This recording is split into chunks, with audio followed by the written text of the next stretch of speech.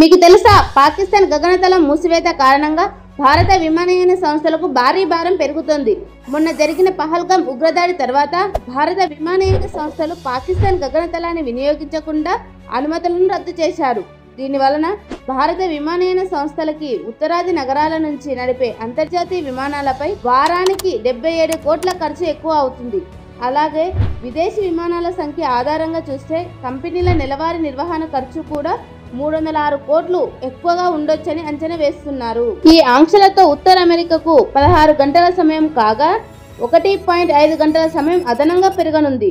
ఈ అదనపు గంటలకు ల్యాండింగ్ పార్కింగ్ ఛార్జీలకు 29 లక్షల ఖర్చు అవుతుందని చెప్తున్నారు. ఐరోపా విమానానికి 9 గంటల సమయం కాగా అదనంగా 1.5 గంటల సమయం పట్టనుంది. దీని వలన 22.5 లక్షల రూపాయలు ఖర్చు కానుంది. పశ్చిమాసియా విమానాలకు అదనంగా 45 నిమిషాల సమయం కాగా 5 లక్షల రూపాయలు ఖర్చు కానుంది. అయితే సంక్షిప్తంగా చెప్పాలంటే భారత విమానయాన రంగం పాక్ గగనతల మూసివేత వల్ల ఆర్థికంగా గట్టిగా నష్టపోతుంది. కేంద్రం సమస్య పరిష్కారానికి చర్యలు తీసుకుంటున్నప్పటికీ తాత్కాలికంగా ఈ పరిస్థితి కొనసాగుతుంది.